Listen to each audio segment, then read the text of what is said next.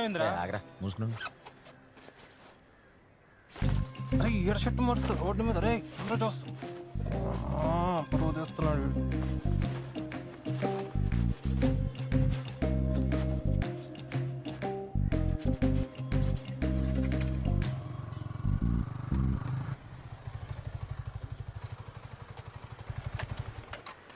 కొంచెం ఎట్లయినా ఎటు చూడన్నా.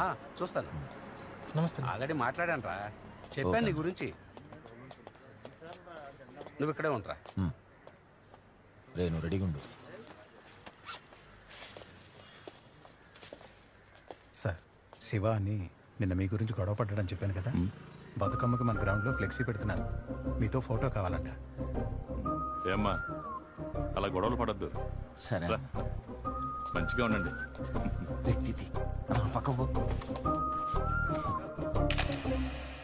ఇక్కడ ఒక్కొక్కరు ఒక్కొక్క రకం ఆరాటం ఆర్భాటము, తమది కాని బతుకు తమది అని నిరూపించుకునే తాపత్రయము.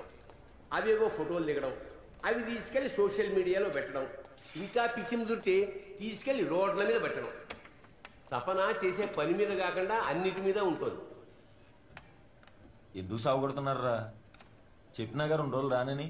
అరే కస్టమర్ సాగుకొడుతున్నారా? నువ్వు పోతే ఏమవుతుంది? లేవా నాకు పనులు? నువ్వు మాత్రం ఏసీ రూమ్లో కూర్చొని పని చేసుకో, మేము మాత్రం రోడ్ల మీద తిరగాలనా? రే రోజు పొద్దున్న వస్తావు, 1-2 చేసుకుంటావు, నేను పొద్దున్న నుంచి సాయంత్రం దాకా ఇక్కడే తెచ్చుకోవాలి.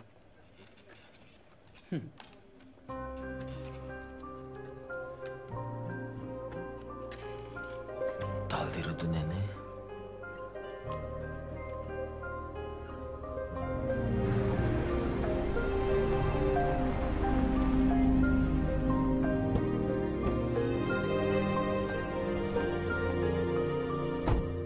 ఎవరిని కలవడానికి వచ్చాం?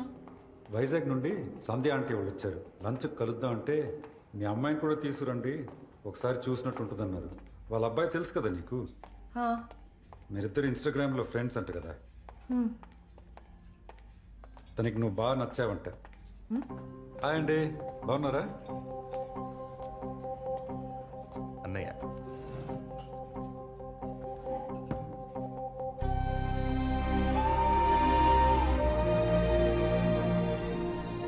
మా అమ్మాయి ఐశ్వర్య గంగరాజు. కూర్చో.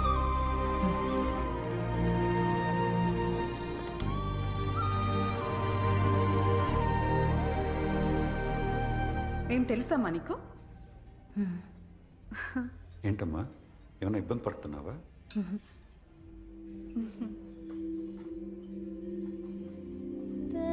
Shall we have lunch? సరే అండి.